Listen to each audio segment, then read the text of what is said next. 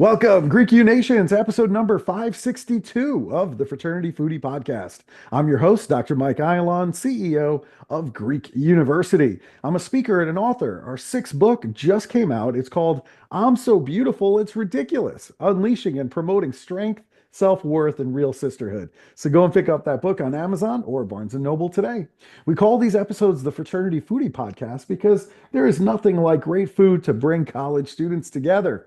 Fun fact, I love talking to fraternity and sorority members about creating meaningful connections with potential new members on campus. That will be one of the biggest challenges for fraternity and sorority life going forward. As students today, you know what they want? They want honesty. They want transparency from other people, not something that is performative or artificial in nature when it comes to recruitment. So we are going to talk a little bit more about that with our next guest. Orly Israel has learned that human connection is the key to overcoming loneliness, strengthening communities, and changing lives. After years of volunteering in crisis hotlines, prisons, and shelters, and experiencing his own personal loss, he made it his mission to help people listen, connect, and show up for one another. Now Orly is using this experience to amplify his message. He continues to speak, teach, and create spaces for people to connect, ensuring that no one feels invisible and that support is always within reach. Welcome to the show, Orly. What's up? What's up, everybody? Great to be here. That is great. We need those laser sounds. Pew, pew. Bam, bam, bam. Yes. It is awesome to have you on the show. I am psyched. I love everything about everything that you're doing. And I think you have so much to give, especially to the fraternity and sorority community. But we'll get in on that in a little bit. First off, you decided on Syracuse University for your undergraduate experience. That is a university I would pass every time I was driving from New York City to Buffalo, where I went to school. And I was like, what a great school I'm passing by here. Why did you decide that Syracuse was the right place for you? Well, my dad went to Syracuse and his dad went to Syracuse. And I got into some film schools because I wanted to study film in Southern California, where I grew up. But when I got that envelope that said, you've been accepted to Syracuse, I got on the phone, I called my dad, and I went, Dad, I'm going to Syracuse. Yeah. I still remember running around the house because he was out of the state. And I just got so hyped up because I'd watched them every March Madness and rooted for their teams, and just also wanted to kind of get out of Southern California for a little extended period of time. Wow. Not a lot of people would leave Southern California to go to upstate New York. I mean, that's kind of a little bit of an unusual thing. Usually it's the other way around. They're going from upstate New York to Southern California for the weather. Well, I visited Syracuse in the spring, which was a really big mistake because I didn't experience the weather. Yeah, wait till winter comes around. You're like, what am I doing here? I definitely went, oh my God, another California. And California kids were just transferring out so many times Yeah. at the beginning of the first year, I remember. Yeah, it's tough. I mean, especially as a guy who went to school in Buffalo, those winters, boy, and then the clouds roll in, so you don't even see the sun for like 6 months. It's like a whole thing. But we got to the Final Four when I was a freshman and when I was a senior, and it was pretty sick. I mean, the sports culture at Syracuse is so good, and we were the number one party school in the nation when I was there, which was pretty nice. I had a lot of fun and also learned a lot. Yeah, there's So no doubt. I really loved it. Yeah, there's no doubt. That is a great experience, and their basketball team is insane. So that is just awesome. So now you are a content creator, you're a speaker, you're a TV producer based in LA. And the interesting thing is, you actually lost everything that you had in the LA fires. And I remember when you were actually on TV, I was watching what was going on with you. So talk to us about what happened, how you felt, and how you actually discovered the strength of community. Yeah, I love how you say the interesting thing is how you lost everything you own. It is super interesting to lose everything you owned. And Mhm. look, I'm going through this mental phoenix from the ashes kind of mentality. I'm still in the ashes in many ways, but there is so much warmth and love. And what I learned about the community was the city stopped for 2 weeks and people were out in the streets. I like the first several days were a mess. I was sleeping on a friend's couch. I couldn't open my eyes because of this video of me trying to fight the fire with a garden hose, walking over into a wall of flames. Brutal, bad for me. Good for media, but it was tough. And when I got DMs from people saying, "Hey, this place near you is doing a drive, go get some food." And I went, and people were so kind, and they had these services and lines of cars. It just showed how incredible the city of LA, who has never gone through something like this, identifies as a city that's a community. Yeah. Yeah, that's really, I think what stands out to me is just how amazing that community is in LA and how everybody was supporting each other. And I'm just like, wow, like this is truly amazing. Like we're showcasing the best of human behavior here and how we all pull together to help our neighbor. I mean, it was just inspiring. It's just really, really incredible. So, yeah, well, thank you for sharing that.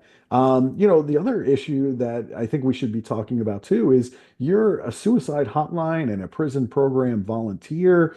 What did you learn going through all of that about young men in this process?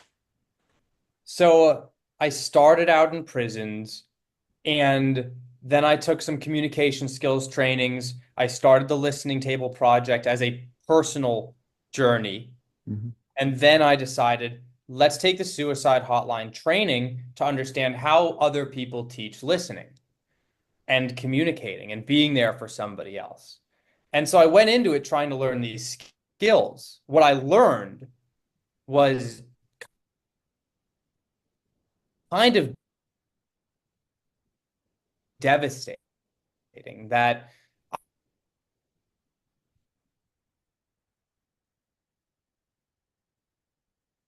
I saw a stat that said only 1 out of 4 high school aged with whatever they've got going on, that much better in college. I read a stat that said something like 60% of the people in high school feel constantly lonely. And there are a lot of stats. I mean, young women also have it brutal. 1 out of 3 young high school women have seriously considered suicide, where only 1 out of 6 men have, which is insane to think that we're all in community and that people feel so alone. And it inspired me to do this work because we need to turn loneliness, which a majority of people deal with, into an opportunity to show each other we're there for them. Mhm. And there are many ways which we can get into over this conversation. Yeah, for sure. You mentioned the listening table. What exactly is the listening table, and how did that get started? The listening table started because I took a class on communication skills. And the first lesson, I took several classes, and it always started with listening. Learn how to listen to yourself and to the other person before you start to speak. Because if you're coming from a place of confusion, or you don't understand the other person as well as you can, or you don't understand yourself, then whatever you say is going to lead to disconnection instead of deeper connection. And the teacher that I had said learning how to communicate is a lot like learning how to swim. You can read as many books on swimming as you'd like, but if you don't get in the water, you can't learn how to swim. And that was Wednesday. And on Friday, as someone who is action and practical and go and do something in the world oriented, I set up a table with a sign that said here to listen on it. And I sat there for 2 hours, and one person came up and told me it was the middle of the pandemic, and she was struggling with some real estate related issue that was costing her a lot of money. And she's like, I can't tell my husband about this because I don't want to seem weak. I want to be supportive. I can't tell my kids about this, of course. And I have no one to talk to. So she talked to me, a total stranger. And we had a conversation about strength and what it means to be strong. And I asked her a couple questions, and she says, oh, I never thought about my situation this way. And she left feeling great after 25 minutes. And we saw each other many times in town because we were neighbors. And we had a great relationship ever since. And she is helping me get connected to a school that she sits on the board with. And she's like, come speak at the school. So who knew that first conversation? After that, I was hooked. I sat out on the beach. I'd go to different locations. I'd have these incredible, deep conversations with whoever would stop by. My second conversation was with a college student who graduated with a degree that was different than what her dreams were. And she had to move across the country to her job and leave her friends and was heartbroken. So she read me poetry that she wouldn't share with anyone else she knew. Hmm. And I'm thinking, these conversations that I have are the best conversations I'm having all week. And it's with total strangers with no agenda. How is it possible? And, 4 years later, I'd done a listening table once a week, every week at least, no breaks. Millions of people had seen the videos by then. It took me over a year of doing tables to even think about posting a video of it because it wasn't for a social media movement. It was for the practice of how do I learn this skill. But then social media is an incredible tool. And now people are doing listening tables all over the world. And I'm speaking at schools about listening because you don't even need the table, but just the skills and the mindset. Hmm.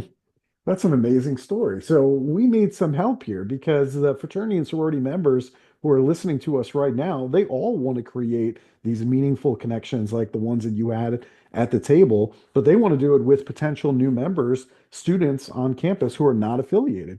So what are those skills? What do they need to do in order to build those meaningful connections with a total stranger? I think that when I come at this, I introduce a really practical set of skills that anyone can apply because some parts of mental health and social skills are so soft and undefined that it can get confusing. And so first I would challenge the belief that anyone on campus is a total stranger, right? We are peers at the first level. We're students, right? We're probably all from out of town potentially, or locals. We have that identity together. We go to the same school. We may be in the same year. We have so many things in common that if you can look at someone and say you're a total stranger, you're missing out on 99 things you have in common and focusing on the one thing, which is we just don't know each other yet. So I challenge the concept of what a total stranger means. And then I say the number one mistake that students are making is thinking that these meaningful connections happen on accident because students have been in this fortunate or unfortunate situation where your relationships have been made for you, right? The people you sit next to or go to school with or go to sports with or do your extracurriculars with are given friends. You don't have to try. And college is the last time in your life where people are going to be put next to you and say, this is your people. After you graduate, there's this cliff of making friends that people go off of. And so arming people with the skill that says, let's learn how to do this and build intentional relationships instead of, oh, I'm graduating college and now I forgot I didn't know how to make a friend in a meaningful way. So I would say that's the greatest way to start changing your own perspective. But when it comes to attracting members, this is leadership 101. You being this light or a campfire or a person who says hello to other people is giving other people, and we've there is so much information about the social anxiety that students are dealing with that it only takes one or two people to start going around saying, "Hey, stranger or peer or person," to open up the window of possibility for other people to go, "Oh, we're actually in a safer space than I might have thought." That people are going out of their way to say hello, and it's a small domino effect that or a ripple that it only takes one or two leaders to completely transform a room, a auditorium, or a fraternity, sorority. Mhm. Man, that is cool. That is really, really cool. The other issue that fraternities and sororities are struggling with at times is retention of our members because it almost doesn't even matter how many students we can attract into the organization if they're leaving out the back door faster than they're coming in. So, what about retaining our existing members? What is the best way to keep our fraternity and sorority members in the organization and engaged? There is a business leadership concept that I learned from a business leadership coach. His name is Peter Sheehan, and he speaks to the top companies in the world. And he gives this example that says the peloton, not the company, but the squad of bikes. If you've live in a biking community, there is a squad, or if you watch the Tour de France, you see this group. Mhm. Uh, an, an individual biker uses 100% energy. When you are in the middle of this group of bikes, you output 10% energy to get the same result. That's how big of a difference being part of a group that supports, and this is a biking analogy, Mhm. but it takes 10% effort to get the same result in a group as 100% effort with one person. And so the fraternities and sororities are, and I've thought about this, potentially the best groups in the world at building meaningful communities that are lifelong. I don't know anything else that alumni of companies, I don't think so. Career things, careers change. Obviously, before you're in college, who knows what you're going to do? But when you build a fraternity, these are your people for really life. Yes. And so it's this incredible place where if you take that concept of saying, well, look, if everyone puts in a little effort, then the burden of connecting with anybody is reduced incredibly because it just takes everyone doing a little bit. And the future of mental health is community. We're discovering this. Every study comes out and says community, community. It's the most important thing. The relationships we have are the number one indicator of happiness in our life. And so when we look at leadership and communities and fraternities, you know, people make a fraternity, but leaders make the people in the fraternities to Mhm. say, I can lead by example. And we need that now more than ever to have skilled leaders because our technology and our devices are listening and being there for us more than we are for ourselves. Right? The number one case of AI, the number one use of it is companionship. This study came out by Harvard 3 days ago. And so just to have this kind of antiquated system without having leaders that are trying to change proactively instead of reactively. What's the new app we're on? What's the new server? What's the new way to connect? Instead of saying, let's find the flexibility in our community and creating a process that is more important than the results itself. The strategy is easy of being a better listener. The tools are easy. Many of them are familiar to people. Not all of them are. The strategy is easy. Getting people to implement the strategy or to feel like it's important is the biggest key. Mhm. All right, so let's talk about that a little bit better. Part of your strategy is developing these skills to listen better. And so, for everybody who's listening right now, what are some tips they can use, practical advice to listen better when many times we often find ourselves just thinking about what's the next thing that we're going to say instead of listening? There are so many tools to use, and I think that this is where it gets really fun is because we are all totally different people.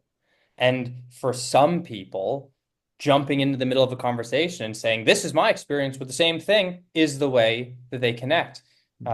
And for some people, when you're interrupted and someone says, I have a similar story, you freak out and you're like, I'm in the middle of my story. Stop interrupting me. But some people would go, yes, exactly. That's exactly what I'm talking about. You get it. And so there is usually a disconnect of people who are aware that there are different modes. And so the first thing would be to reframe it and saying, try not to listen in the way you want the other person to know, but listen in the way they want to be heard. And there are so many ways to go about this. I think that what I would say is just right off the bat, an incredibly useful skill or tool is when someone's talking to you, first of all, set the ground expectations.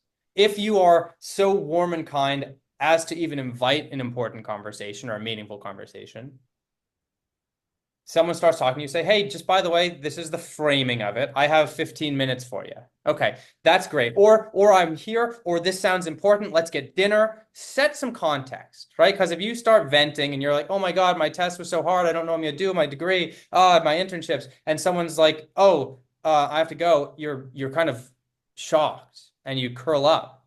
But if someone who's there for you, and my whole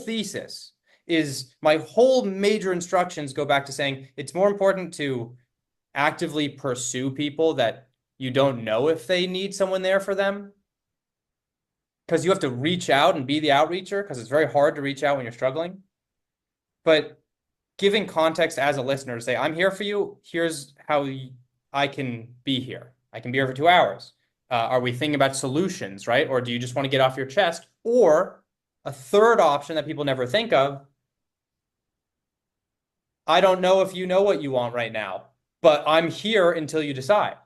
Maybe we want to talk about how it feels and then move into advice. Maybe you just want me to give you solution ideas right away. But if you get it wrong, the people are annoyed. I have a friend who I go to all the time for things, and they just tell me what I should do. And I go, I know what I should do. I just want to tell you it's annoying. And sometimes they come to me and they talk about what's going on. And I go, oh my God, that sounds so stressful. And they go, yeah, but you're not telling me what I should do. And so there is this beautiful dialogue in being able to include into the conversation how we want the conversation to go. Yeah, those parameters are so important. I remember when I first started dating my wife, I'm a problem solver. That's just the way that I'm built. And I know that about myself as an entrepreneur. I'm always looking to solve problems. Like that's everything to me. And I remember she came to me and she was complaining about something. And I instantly went into problem solving mode and I was like, oh, well, this is how you solve it. And she was like, no. She just looked at me straight in the eye and she's like, no, absolutely not. She said, I'm not coming to you looking for a solution. She said, I just want to vent. I just want you to understand how I feel. And I'm like, oh, this was like the eye-opening moment for me because I had no idea that that's what she needed from me. She never set those parameters. And so when it comes to listening, which I think is the building block of communication skills, I break it down and I have an email list on betterlistener.org that sends you a bunch of different tools every day, the 66-day listening building habit challenge. But if you are doing an intentional practice, right? I consider this social fitness because if you go to the gym, you know you're going to do this exercise this many times, or you're going to run this distance in probably this time. And it's so easy to understand. You leave the gym going, I did what I set out to do. I know how I'm supposed to get better. Maybe I want to run a mile 5 seconds faster. Maybe I want to live 5 more pounds. But with communication, you don't know if you're doing it right or not because it's so ambiguous, which is why planning to have listening tables you could set up in your fraternity and say, hey, for the next hour and a half, I'm here. If anyone wants to talk, I'm not giving any advice. I'm just here. And then you say, well, look, I don't know if I improved exactly, but I put the work in to say, I'm here to practice. And then what happens? And one of the quotes I like to say is, if you plan to have hard conversations, you will have less hard conversations. And if you don't plan to have hard conversations, you'll have many more because it's the preparation that makes the conversations easier. There are all these skills you can use, but you have to create the time. You have to go to the gym to say it's not like me and my buddy just were walking to class and we decided to drop and do 70 push-ups because he brought up that his mom was divorcing his dad. But that I set a time to say, I go to the listening social gym once a week. I'm going to work on these skills, and your life will change because people will start to realize, oh, this person cares about caring.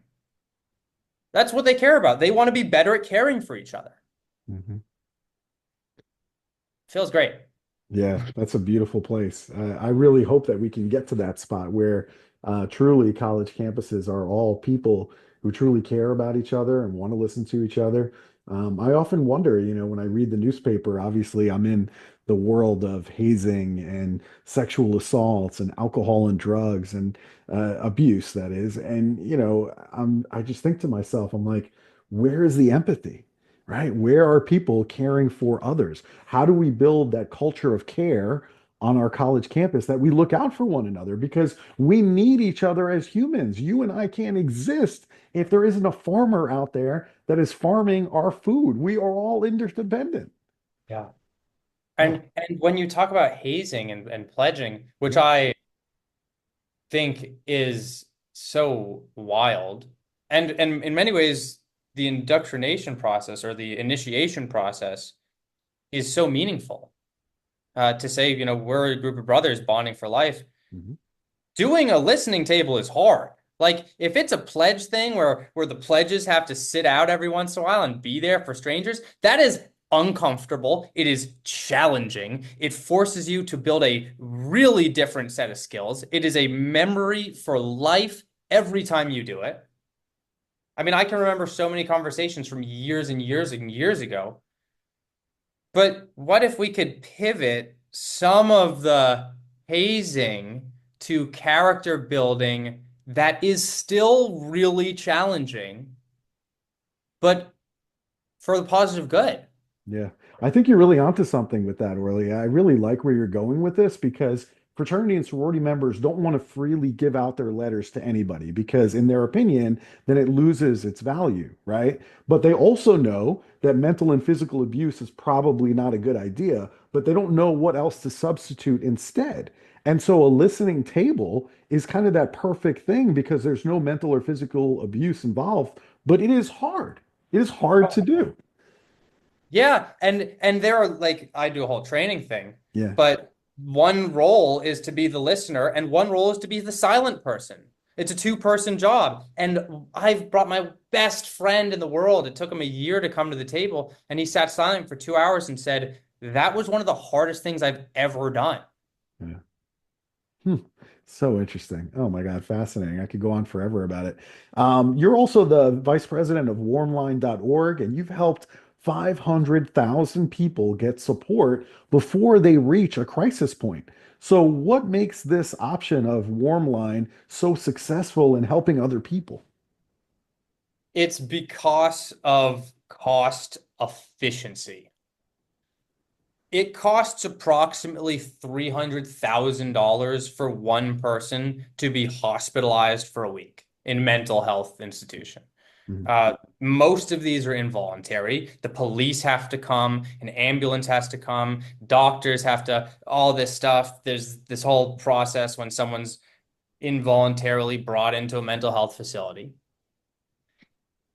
And we have data that says it's 400% dollar effective ratio of having these phone lines because you pay someone $25 an hour to sit on a phone to talk to somebody, a trained person who's been through the same stuff, which is really important. We only list qualified phone lines. There are many phone lines that exist. We have a very high standard. Only people that have been through the things that you're calling about and people who are paid because it's meaningful work. And so we just have the highest quality people. a conversation about it, a regular conversation, you're so much less likely to need hospitalization if you have someone to talk to, if you have someone that shows you that you're worth being interested in. And I really, really fear for and dislike the model that we need to call strangers on the phone who are underpaid, and also the budgets in the government, like these lines are going away. Right. So it becomes incredibly important that before they're gone or just clogged up the butt, that we empower people as listeners, as people who are willing to say, I'm not just there when someone comes to me, I'll go to them, even if they don't need me now. And that's why I say we got to go from loneliness to lonely yes.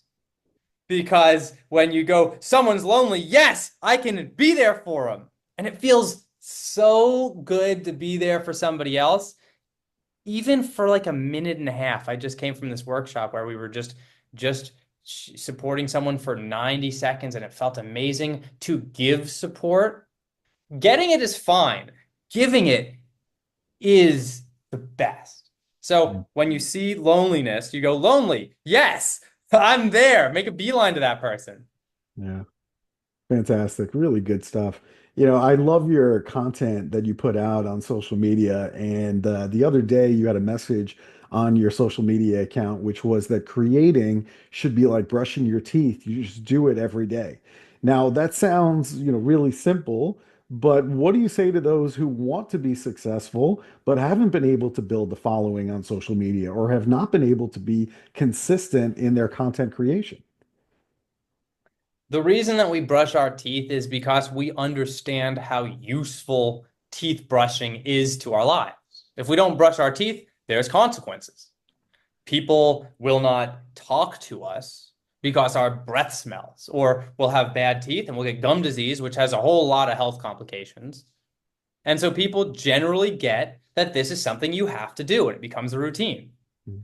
With content creation, some people understand the value of it, and so they are ruthlessly dedicated to making whatever they can.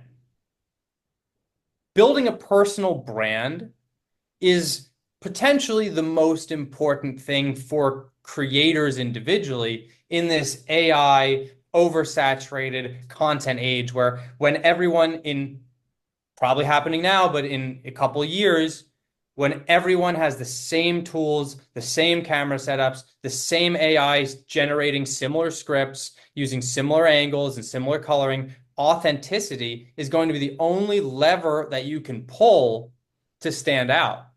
And so, in many ways, just like the practice of doing a listening table, which I did before I started posting on social media, I did it because I cared about it. And then I set the goal, well, I'll post 5 times a day or a week. And I'd edit the videos before work and I'd post them in the middle of the day. And it was always last minute. And I learned and I sucked. And sometimes the videos that I thought were terrible blew up. And the videos I put a lot of work into did terribly. And then people started reaching out and saying the content was changing their lives. And so I would say if you're trying to do content, which everyone is, it's the number one most sought after job right now for kids, is to be a content creator. If you're thinking about it, you have to start treating it like it's a habit in your day and finding the reason that it matters to you. If it just matters because you want a job and you want to make money doing content, it's going to be very hard to do it sustainably. For me, I come from a place of the world needs this. I'm going to do everything I can to make it possible for people to have these skills, even if my videos are cringy or terribly made, because every video that sucks is a footstep to the next one where maybe I like that script, but I didn't like that camera angle, or I like the music, but I didn't like the script or the camera, or I like the editing technique, but I didn't like anything else. And you just start to build this thing. And look, I posted a video that got very, very few views the other day. And somebody came up to me the other day, a friend of mine, that said, your video made me stop and do a bunch of texts to friends for 45 minutes.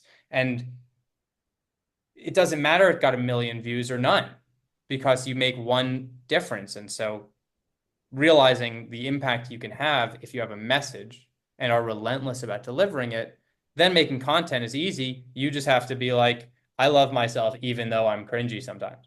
Yeah. Yeah, Cringy to who? that's so interesting. I think we all judge success by how many views or how many likes we get on a video that we post, but we forget about the actual impact. That one person who took time out of his day sending, for 45 minutes a bunch of messages to all the people that he loves because of your video. I mean, that's huge impact. And it might not have translated to views or likes, but for him, that was everything. I mean, it was absolutely everything. So I like reframing that into the impact that you're making in the world and a little bit less focus on how many likes or how many comments you get on a particular piece of social media. That's really important. I've really enjoyed this conversation, Orly. This has been absolutely awesome. So, if our listeners, if they want to bring you in to speak on their college campus, where should they go to connect with you? You can go to betterlistener.org. That's betterlistener.org. And you click the first button on the screen, says book me. Or you can go to Instagram, Orly's listening table, and just shoot me a DM. Orly is ORLYS, like I possess it, and listening table. I will answer probably very quickly because speaking to students who are just about to jump off this cliff into potentially the most confusing, loneliest, changing world and having certain skills that really nobody talks about how soft skills can be learned. We talk about how they're important, but equipping people with these skills to keep community together, it's the most important thing for me. It's what I needed most in my life and was able to build because I really, really focused on it. So betterlistener.org, Orly Israel on LinkedIn, uh, Orly's listening table on Instagram. And I hope I hear from anyone who thinks this is valuable. Fantastic. This definitely has helped and gives me a whole bunch of things to think about in terms of the fraternity and sorority community. I think the skill that you're teaching is incredibly important. So thank you so much for the work that you do. I really do appreciate it. It's a pleasure. And let's make listening tables hazing. That'd be amazing. That would Or be or amazing. or initiation routines. That would be Yes. Yeah, the key is we're going to replace any kind of hazing activity, any kind of mental or physical abuse. Let's try these listening tables. I tell you what, I think this could be incredibly popular on college campuses today. And what a great replacement exercise and activity and skill building that you're giving to these new members. I mean, that's the most important thing is giving them the skills they need to be successful. And what a great way to do it. I think it's fantastic. So thank you for enlightening all of us today. And to our listeners, if you enjoyed this conversation with Orly, I want you to like it and I want you to share it with other college students that need to hear his words. Thanks so much for joining us. We'll see you on the next episode of the Fraternity Foodie Podcast. Bye for now.